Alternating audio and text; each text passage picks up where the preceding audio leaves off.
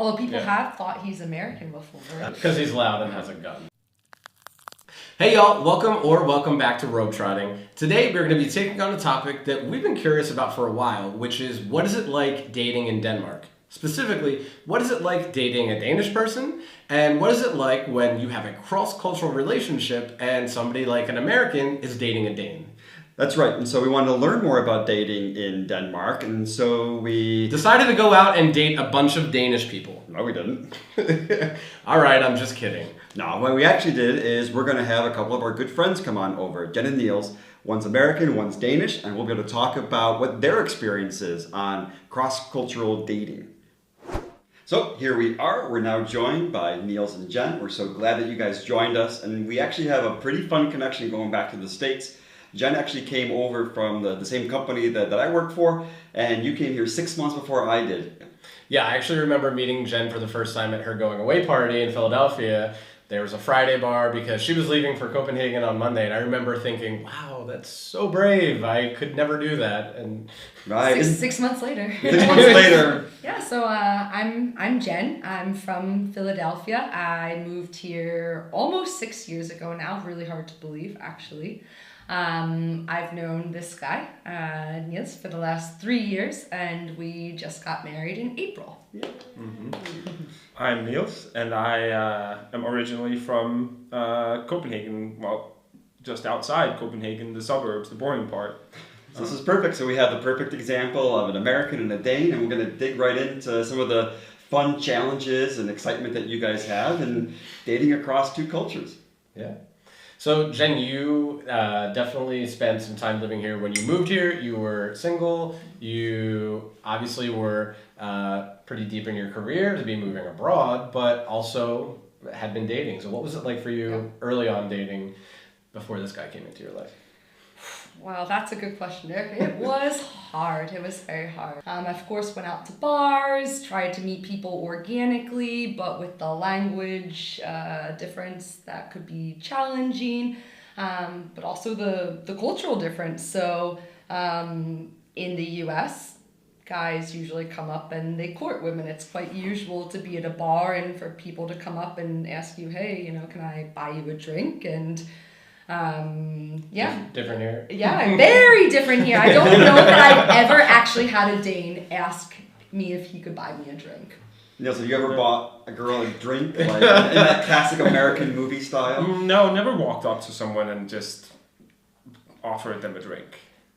As far as I can remember, at least. Right. And if I did, I was probably pretty drunk. But that's the only time it happens. I can see you. I've definitely seen you come over with a tray of shots before, maybe. Yeah, but definitely. The typical. No. Only if you're sitting there talking to someone, then you can offer them a drink. But otherwise, it's probably I don't know, a little bit unwanted. I feel like.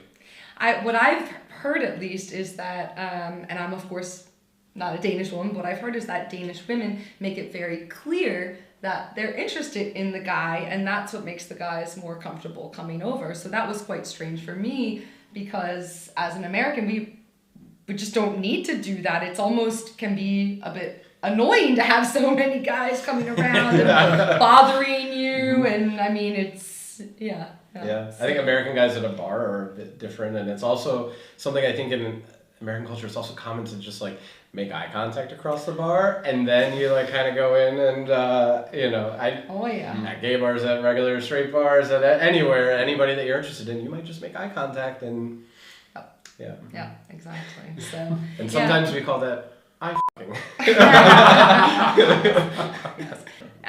I used a lot of dating apps actually to try to meet people. I was on I think 3 different apps, Tinder. I don't even remember the other ones.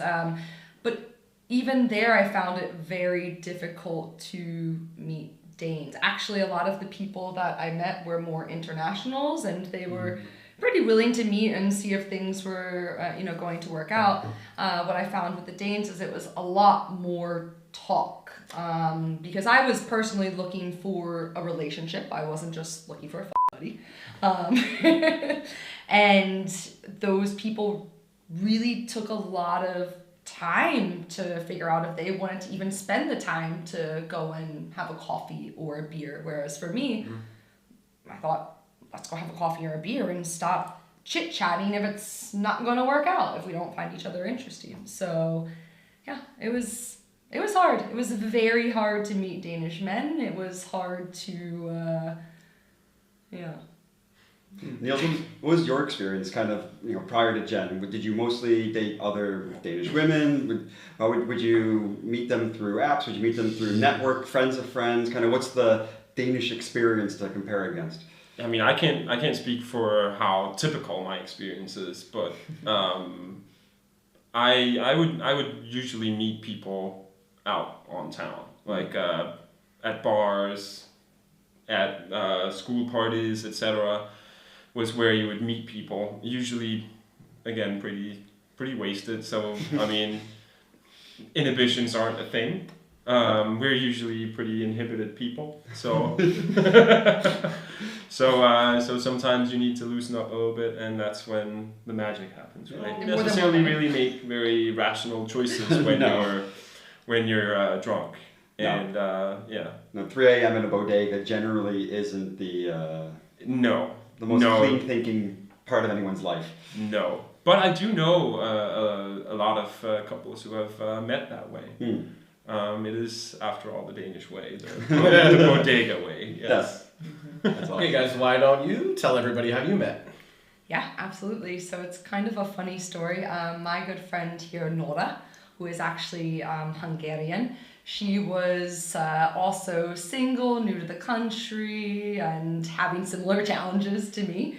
But she was lucky enough to meet a guy, Tommy, on a dating app. And lo and behold, Tommy is one of Niels' best friends. And Nora and I were actually planning to go to a party. Maybe you guys remember, because it was actually your party. Yeah. So I was looking forward to that and thought, okay, whatever, there's this guy here. That's kind of a side thing. I actually told Nora, it's so hard to meet guys here. I think I'm going to leave in the next 6 to 18 months. I need a new country. I'm going to end up old and alone if I'm stay here any longer. What do you know, Niels was sitting next to me that night. So, and when it got late in the night, maybe it is a little bit of the typical Danish romance in this way. So, although it was actually me asking Niels if he wanted to come back to my place for a nightcap. Yes. See? Yeah. Rope trotting, bringing people together, always. So for the next little segment, we actually got you guys involved in the community and put out a poll to see what you guys thought might be the hardest part to manage a cross-cultural relationship here. Derek, how'd the poll turn out? Yeah, well, over 1,600 people voted in this poll, so thank you guys. That's so cool that you took a little bit of time while you were scrolling through YouTube to answer this question. But we actually put out 4 options of what we thought might be the hardest things about dating a Dane for an American, learning the Danish language, cultural differences, relating to Danish in-laws and relatives, or integrating with a Danish partner's friend group. And then we also left a section for other and asked for some comments, which were great also. But what won in the poll by 56% of people thought that learning the Danish language would be the hardest part of dating across cultures in Denmark. Mm-hmm. Yeah, I mean, it is... language is the gateway to culture, to understanding any foreign culture to you. There's so much hidden in the way that we say things and the way that we communicate our needs and our wants to each other. So learning a language, I mean, for me, I've had to learn a little bit of extra American going to America. I can't come up with any good examples right now, but... Do you know how to order a cheesesteak?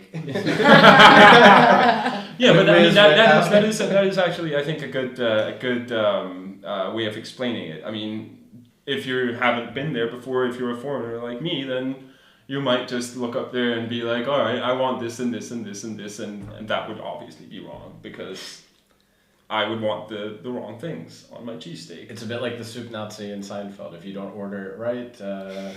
Yeah, exactly. No soup for you. Yes. But I think it's interesting because a lot of people say, well, Danes speak really good English. And that's so true. And it's so fantastic to come here and be able to easily get around and navigate society because everybody speaks English. But on the other side of things, it means that sometimes you miss some of these other nuances, right? It means that you maybe take for granted learning the language. I know I personally came here, I wanted to learn the language, I was really interested in learning the language, but I was really stressed just with everything about moving to a new country and figuring out the culture and integrating otherwise. And it didn't seem necessary. So I was taking Danish classes. I thought, it will take me more than the 3 years I plan to be in this country to learn this language. It is det er svært, det er super svært. So once I met Niels and had a partner, then I thought, okay, I need to learn the language because to kind of get to that further level and especially to interact with his family, it was really important. His family is wonderful. They're friendly, they're open, and in a lot of ways actually made me feel more at home here in Denmark. I actually felt a lot more integrated just from having a family experience. But of course, they're going to toast in Danish. They're going to sing the songs in Danish. Most of what's going to be happening around you at a family get-together is in Danish. And it's wonderful, but it's really difficult at first. You do feel like a bit of an outsider, so you want to be open to the fact you're in their country. So of course they, you don't expect anybody to speak English, but how do you kind of take part and not feel like an outsider and also not make people feel like they have to speak English? So I think that the three of us Americans, whether it's with friends or a Danish partner's family, no matter what the situation is, you don't enjoy being the one person that makes everybody switch to English, even though nobody minds. Usually, no, it's uncomfortable, right? You otherize yourself by absolutely causing people to change language. Yeah, absolutely. So I think that language is a big key. It's a key to getting integrated to his family. It's a key, again, even for us. Sometimes if we do start to bicker about something, he'll say, maybe you didn't understand me, right? Like, maybe that's an excuse, Maybe he just uses that, but sometimes, it's my second language, he'll say. Yeah, we don't get to use that one. Yeah, but it is serious because I'm serious about it because it is my second language. I don't express myself as well in English as I do in Danish, and some things are different culturally in how we use the language, how we communicate different things. And yes, some ways we are, Danes can be very direct, but others we are very non-direct. I can never become a native English speaker, but... Although people have thought he's American before, so he's pretty good at tricking them. That's good. Because he's loud and has a gun. But that's... I'm just kidding. I don't even know if you do or not. Not kidding. Do you feel like it's different how you communicate with Niels in English than you would with someone who's a native English speaker or an American? Is there something different in what you say or how you say it? It's a good question. I don't know that I do, but I'm also a pretty open person, a pretty open book. So I'm not very maybe good at even thinking about how I should communicate differently. So I don't know that I communicate differently. However, I think some of the challenges we experience are quite different. And that probably stems a little bit more from the culture itself. So as an example, work-life balance here is really different. It's much better, I would say. It's one of my favorite parts of living in Denmark. You guys have spoken a lot about that on your episodes before too. Yeah. But whereas I came from the States, came here and felt that I struck a much better balance actually. When we started dating, there would be times when I would be pushing myself to a degree I felt quite reasonable and Niels might still say, look, you don't need to do that. You shouldn't do that. You know, maybe it's about us spending time together at dinner, and he's like, look, it's time for you to stop. And so there's some of these cultural things that we've had to figure out kind of how to get the best of both worlds, basically, is what it comes down to. No, but I think it's this, we actually really enjoy the cultural exchange, right? Yep. So it's more difficult in a lot of ways, but it's fun. Yeah. It's also more rewarding. In what way? Kind of what parts do you find rewarding in that way? I find that I have more of a mirror. Like I have eyes on me that aren't like my own. I get other people's perspective on what it's like to be a Dane, or what it looks like it's like to be a Dane, which is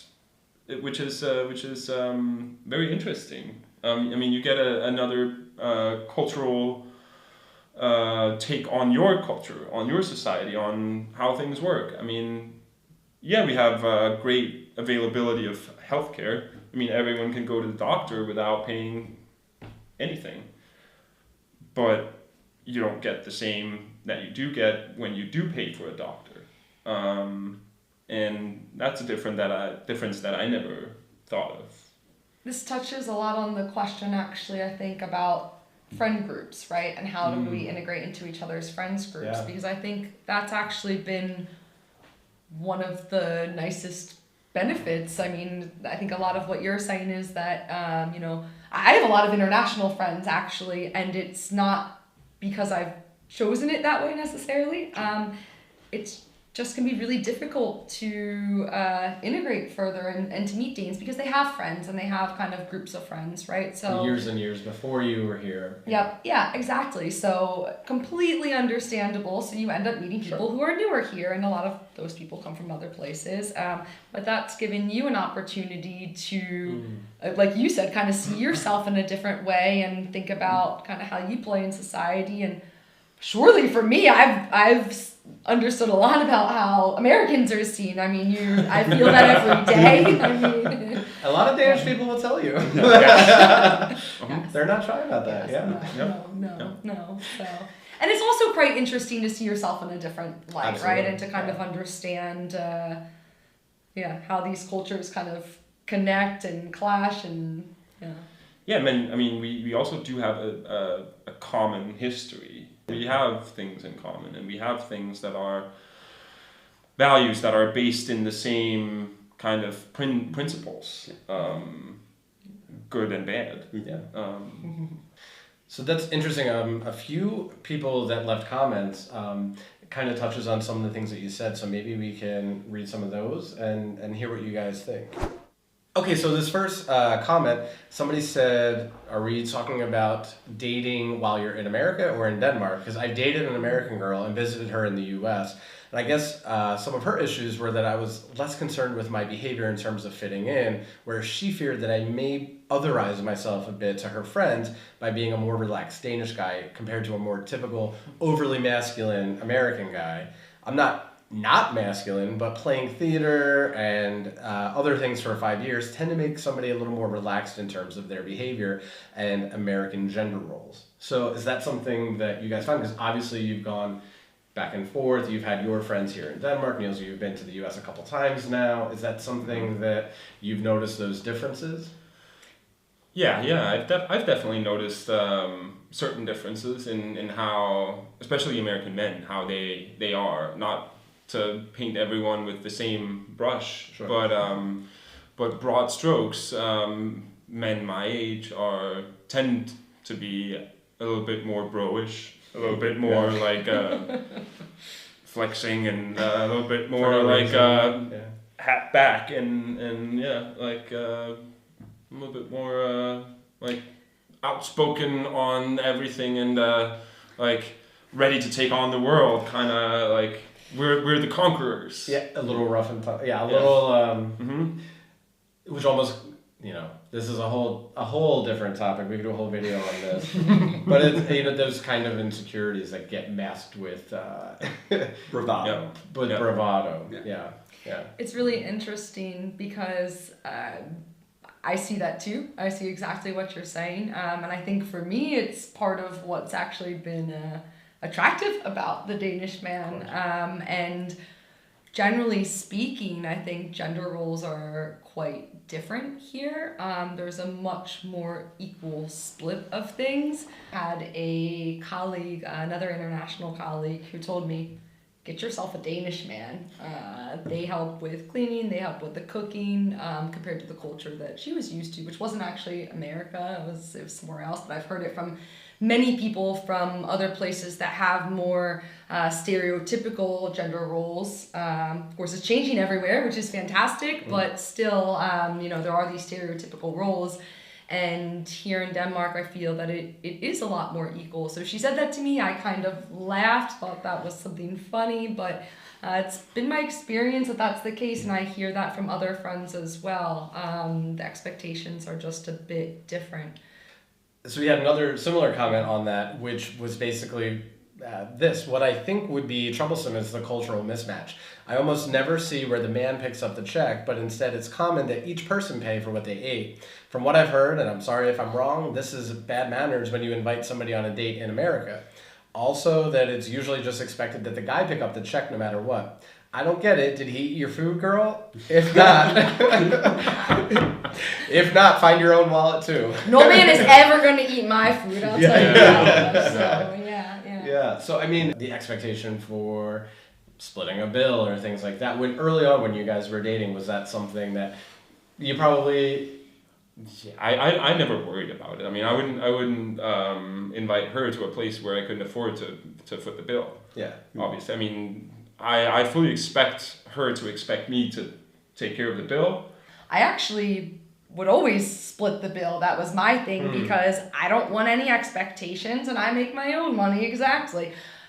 But that maybe isn't typical either. So. But I think in the U.S. too, I think that it's not quite what it was maybe when our parents' generation was coming up. I think now it's very common for... I haven't dated a woman in a long time, but I don't think it's super common these days in America or in Denmark for a woman to expect a man to pay for all of the dates and things. I don't know. But I guess maybe, besides the money side of things, and maybe Jen, you can see this better having been on both sides in the US and in Denmark, but when it comes to being courted, what's different on that side? It's one thing to be willing to split the check, but is there a different in kind of how the courting or the early parts of the relationship are when you're dating Niels here in Denmark versus when you've dated people in the US? Absolutely. I mean, there's much more of an expectation that the guy's going to ask you out on a date. He's going to plan something. He's maybe going to ask you out for dinner. He's going to do nice things and at least going to offer to pay, right? So maybe you don't let him pay, but he's going to offer to pay. I've heard also from other American girls in Denmark that they felt kind of like, does this guy like me or not? I feel like I need to ask him, do you want to go out for a drink? Do you want to do this? And when we go out, we have a great time and I feel like things are going really well. I think he really likes me, but he's not, chasing me kind of the same way. It's a little bit of the chase. Yeah, I think I can clear that up maybe a little bit because, I mean, for me, I was always like, I'm here. So yes, I like you. I don't know how to else kind of explain it, but I'm here. So obviously I like you. No, I think we've said it before on this channel, and we'll say it a million more times. Danes are very practical people. If I'm here, I like you. If I don't like you, I will not be here. Yeah. But sometimes I think the American sensibility is we expect there to be some kind of... So, what does he really think? What does he really feel? Why is she doing this? Does she really mean that? And it's that Danish personality, that directness, that practicality that is almost confusing to us. It's very confusing. We expect it to Very be something confusing. else. Yes, yeah, absolutely. I think that's one of the nuances in dating. Yeah. I mean, it's one of the biggest, like, it's these little things sometimes that can be confusing and make things hard, actually. Yeah. Oh. Okay, so we've done a lot talking about your experience, Jen, as an American dating a Dane in Denmark, but I think, Niels, your perspective is going to be super interesting as well. I mean, you've now gone back to the States a couple times with Jen, you've met the family, you've met friends, you've been to a wedding in Oklahoma, you've gotten the full American experience. Kind of what have you learned, or what have you seen, or what has opened your eyes as also being half of a foreign relationship? Yeah, that's a really good question. What I've learned is that most of the American families that I've visited have been very, very good hosts. Very nice and very open. Very I feel like I've been met with a hug wherever I've gone. That's definitely not been the case in Denmark when you visit people, strangers. It's a lot more formal. We are very direct people, but also in certain ways very reserved. We don't want to overstep anyone's boundaries. Whereas in America, it's my experience at least that everyone wants to like make you feel at home and very comfortable. And by the way, just go and take whatever you need in the fridge and just put your feet up on my table and yes, make yourself at home.